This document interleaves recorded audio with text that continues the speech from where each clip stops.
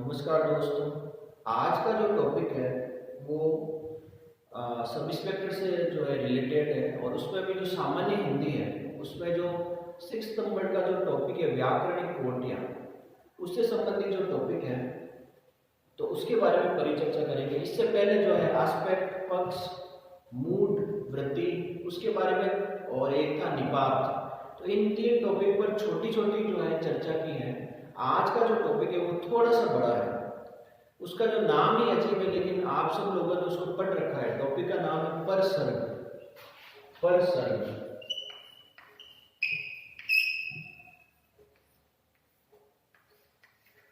ये आज का टॉपिक है, परसर्ग। परसर्ग बेसिकली जो है सामान्यतः अगर शुद्ध संस्कृत की बात करें तो इसको जो है विभक्ति रूप भी कह सकते हैं। विभक्ति रूप,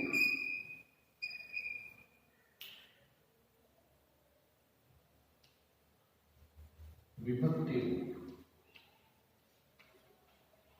जो भी आप दैनिक जीवन में, पर, पे, का, के, की जो भी विभक्तियों के रूप में जो आप पढ़ते हैं उनको परसर्ग कहा जाता है। सामान्यतः और भी सरल शब्दों में कहा जाए तो और भी सरल शब्दों में जो इनको कहा जाता है कारक चिन्ह। कारक चिन्ह तो बेसिकली ये जो है सामान्यतः ये नाम ही अजीब है लेकिन पढ़ रखा है तो वही बेसिकली कर्ता ने कर्म को तो उससे संबंधित है। तो इस पर जो एग्जाम्पल कैसे कैसे आते हैं उसके बारे में जो है चर्चा करेंगे। कर्ता ने कर्म को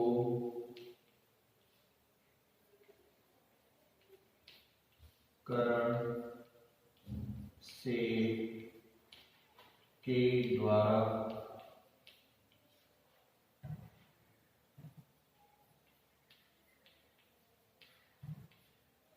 संप्रदान के लिए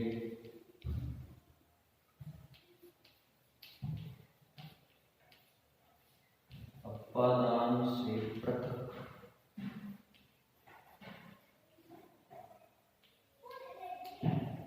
संबंध का के की रा रे री अधिकरण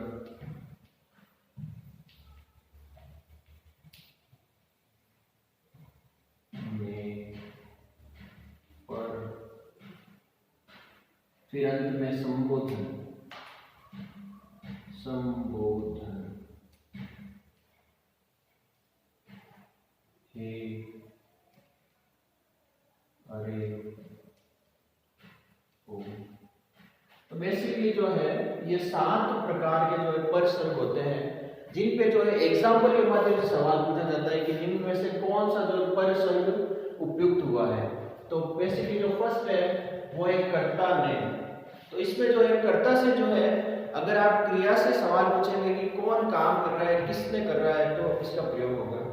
जैसे राम ने पत्र लिखा, तो इसमें कौन सा आ जाएगा? कर्ता कारक आ जाएगा। राम ने पत्र लिखा, तो इसमें जो है कर्ता परसर्ग का जो है प्रयोग हुआ है। तो ये जो ने जो है वो ये दर्शाता है कि इसमें जो है कर्ता परसर्ग का प्रयोग है। उसी तरह के जो है हर तरह के एग्जाम्पल जो है पूछे जाते हैं। तो इसमें जो है थोड़ा अगर और इसको घुमा दे सवाल को तो इसमें पूछा जाएगा कि इसमें जो है वाच्य का प्रयोग हो सकता है, इसमें भाव वाच्य का प्रयोग हो सकता है। तो इसमें ऐसे लिखा जा सकता है कि जो पत्र है वो जो है राम के द्वारा लिखा गया, तो इसमें हो सकता है कि ऐसा एग्जाम्पल आ जाए कि राम के द्वारा पत्र लिखा गया, तो इसमें कौन सा है? तो भी इसमें कर्ता परसर्ग होगा। दूसरा जो है कर्म, कर्म यानी ऑब्जेक्ट। तो इसमें भी आप एक किसको प्रश्न पूछते हैं, तो जो है जैसे यही है राम ने पत्र लिखा, तो इसमें क्या है? पत्र जो है वो कर्म का काम कर रहा है। एक्टिव वॉइस और पैसिव वॉइस में जो सब्जेक्ट और ऑब्जेक्ट का जो ढूंढने का जो सिलसिला होता है वो इसी से रिलेटेड है। वाच्य का जो टॉपिक है वो इसी से रिलेटेड है। तो ये परसर्ग है। अगला है करण। तो जो है कर्ता कारक से कम सवाल आने की संभावना है, कर्म से थोड़ा और कम। सबसे ज्यादा सवाल आने की संभावना है करण से। करण यानी साधन। करण का जो संबंध है वो साधन से है। जैसे वह पेंसिल से लिखता है, वह पेंसिल से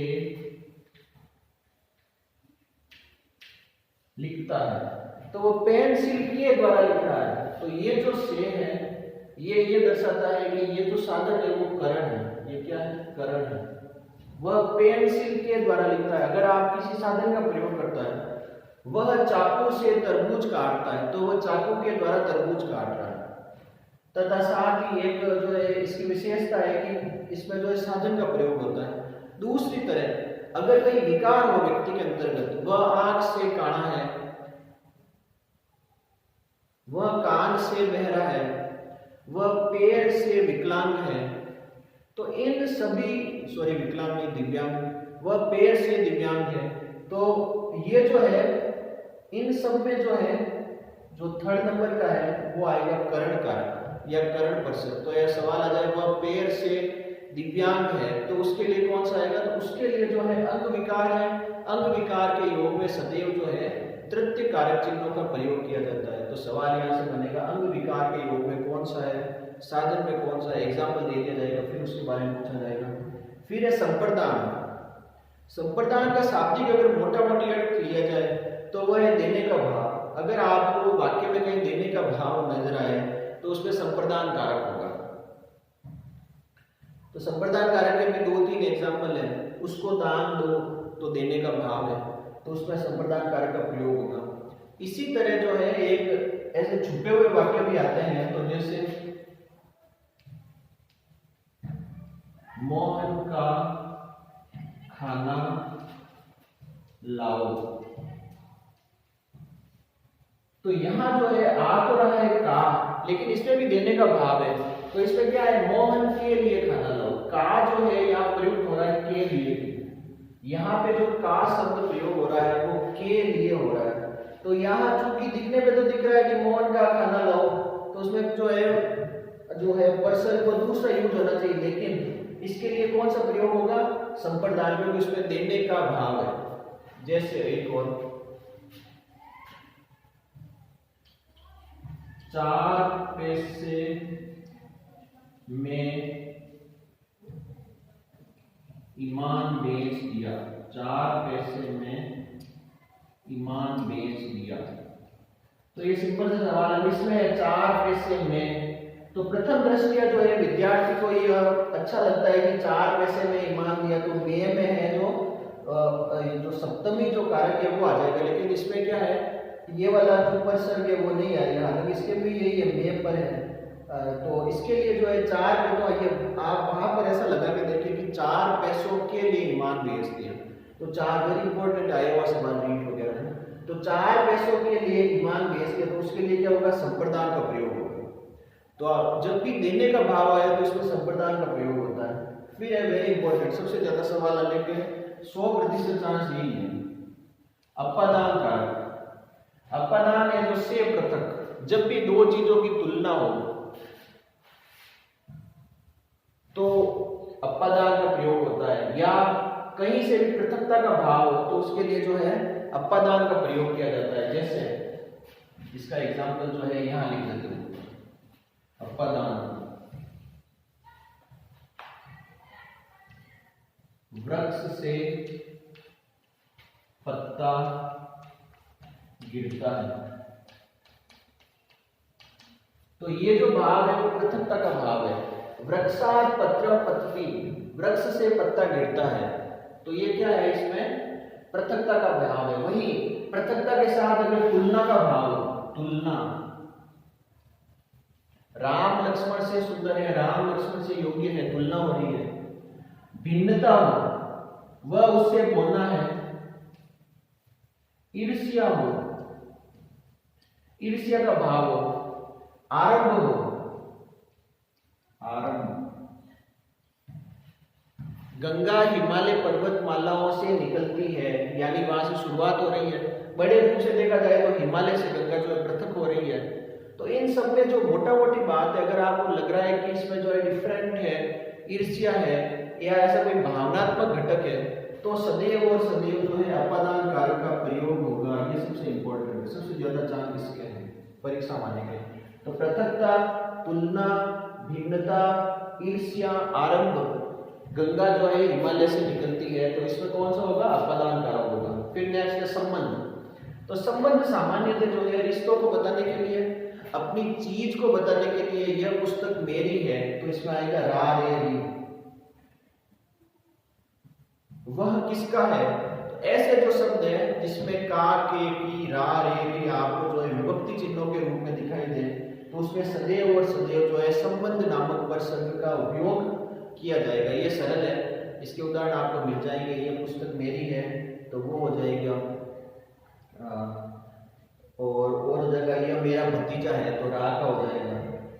वह कौन है? वह किसका है? वो किसका है? तो संबंध इसमें का, के, की से अगर आप प्रश्न करोगे तो संबंध कारक का प्रयोग किया जाएगा। नेक्स्ट है अधिकरण।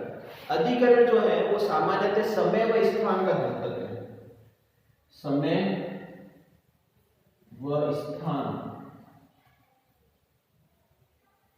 तो ये जो है समय व स्थान का द्योतक है। कैसे? अगर आपको कोई वाक्य सामने आए और उसमें वो इंगित करता हो कि समय व स्थान हो, तो सदैव और सदैव जो है अधिकरण कारक का प्रयोग होगा। तो इसमें आप कंफ्यूज नहीं हो। आप समय व स्थान से संबंधित अगर कोई टर्मिनोलॉजी आ रही है, तो जैसे चूहे बिल में रहते हैं, जैसे चूहे बिल में रहते हैं, तो यहाँ पर जो है ये जो बिल है ये स्थान का द्योतक है। स्थान का, तो स्थान का जैसे द्योतक आएगा तो वो होगा अधिकरण कारक। तो सप्तमी विभक्ति का योग होगा उसमें। और ये जो है वैसे भी तो संस्कृत का टॉपिक है, लेकिन जो सब इंस्पेक्टर का जो पेपर है सामान्य उसमें डाला गया है।